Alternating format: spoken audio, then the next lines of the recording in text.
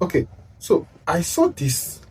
One thing about Nigeria is that there's some news you hear about Nigeria. It's actually is marveling. Like, okay, previously there's this 210 trillion that NNPC did not remit to federal account for like 7 years, and now again there's 5.2 trillion that CBN did not remit to federal government account from 2016 to 2022.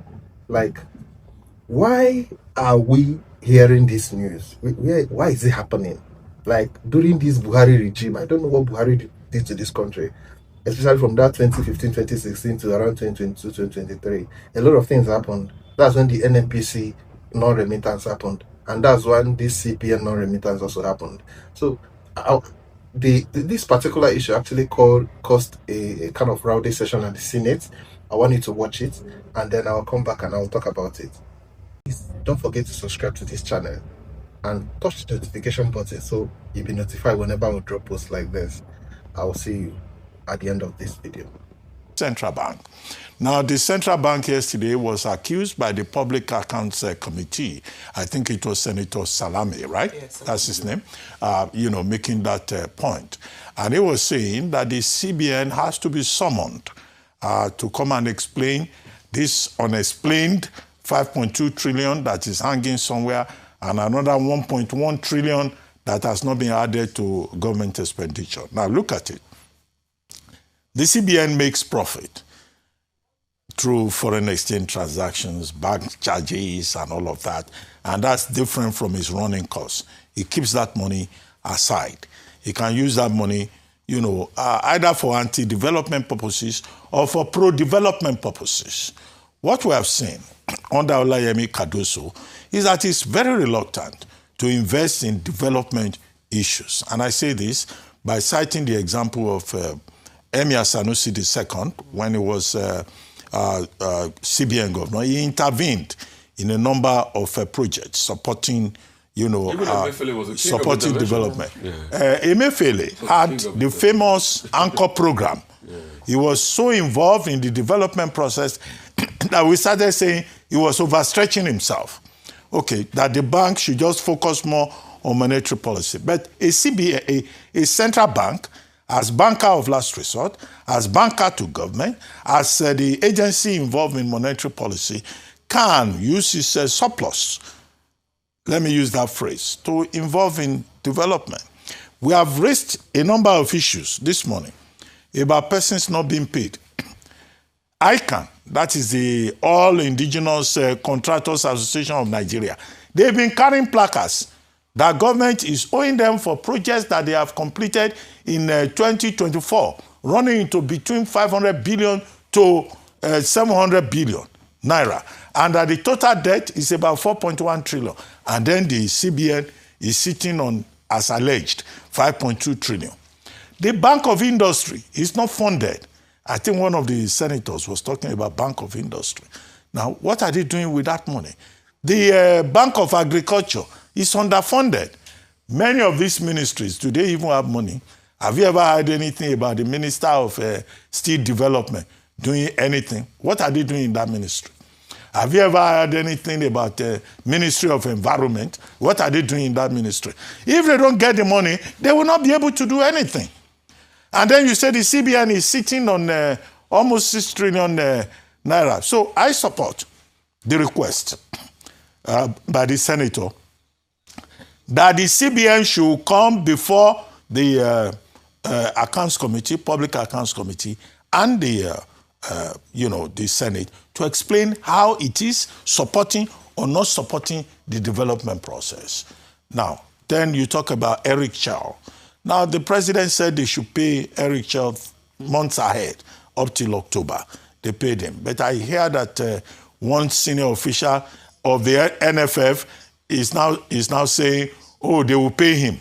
But he's supposed to announce the squad today, and he has not announced. They say he has not complained, so he's looking at them. So we are going to AFCON. We are having issues with payment of 3 months' salary and bonuses to the Malian Frenchman that we brought to come and help us. This is his third major assignment, and we are hearing stories again about bonuses and allowances. As for ambassadorial screening, The man who does not know his senators, well, the name that he didn't give is Fashuyi, Siri Fashuyi. Ekiti is represented by Siri Fashuyi, Adaramodu from Ekiti South, and Bamidele Okpeyemi from Ekiti Central. But what I don't understand is why Senator Jimoh Ibrahim was asked to bow and go. And I don't even know what Senator Ibrahim, who is doing very well in the Senate, wants to do with ambassadorial appointment. Because he's a very active politician. But if it is his choice, but they should at least have asked him 1 or 2 questions. Maybe ask him to name the 3 senators from Ondo State. But let them pay the indigenous contractors.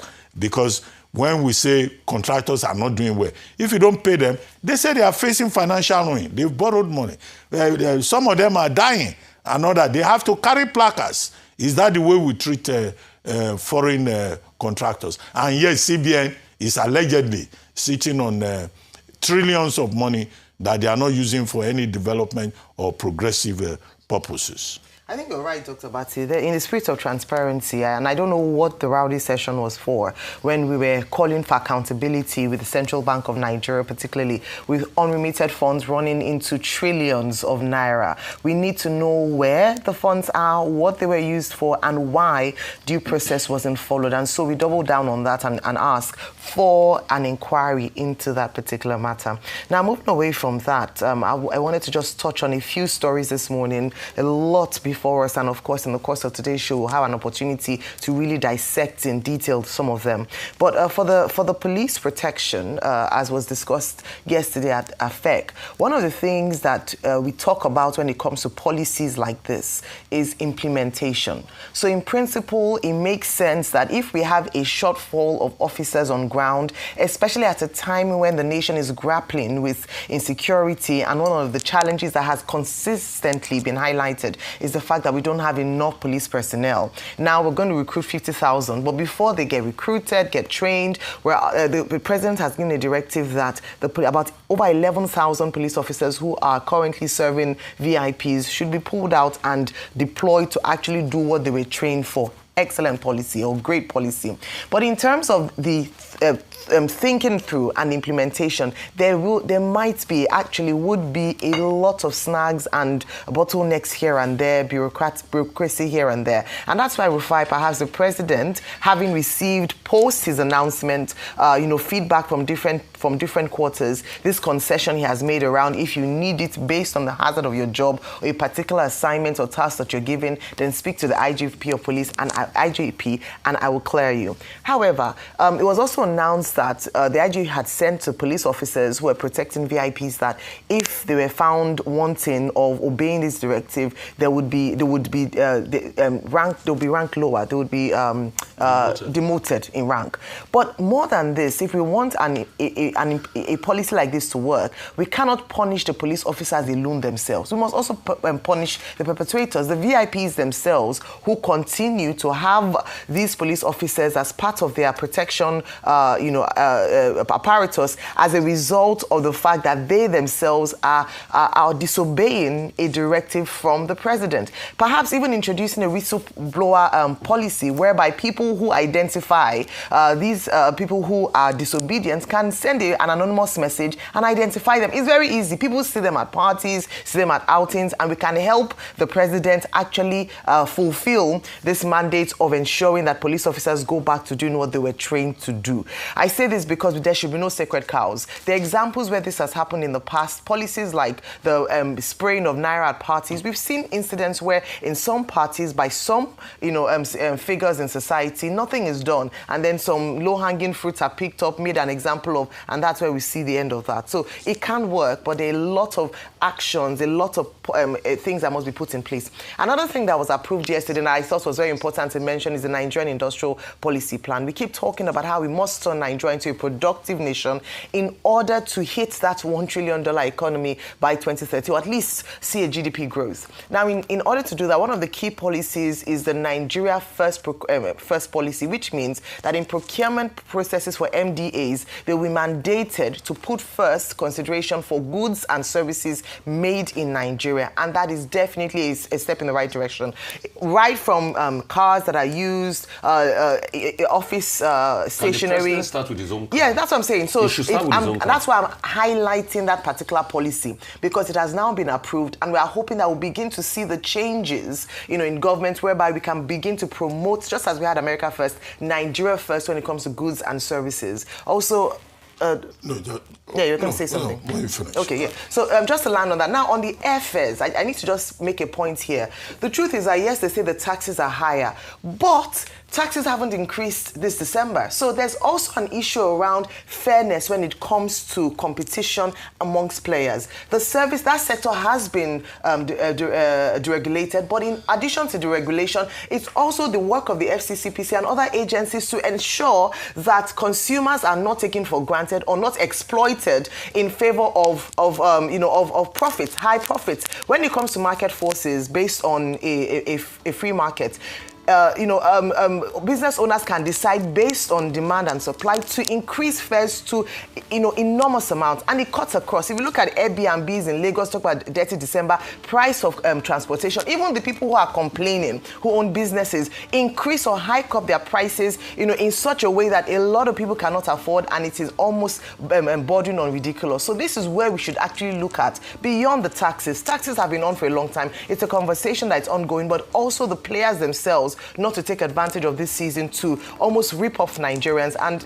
even some services not commensurate to the amount of money that's been asked for. So these are some of the issues this morning. I'd like us just touch on this morning. Dr. Abati, you're going to say something for No, I was going to say, when I was talking about CBN, yes, I spoke about Senate, but it's House of Representatives. Honorable yes. Salam yes. is in the Senate from Osun. Okay, he's in the House of Representatives. House of Representatives. Yes. Freudian slip, yeah. All right. Oh, I had something to say about that.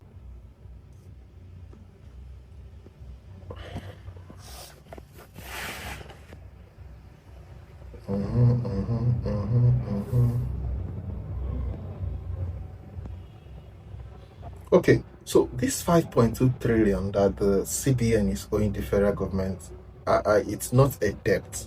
It's not like a loan or something like that, but these are surplus that the CBN is supposed to remit to the federal account.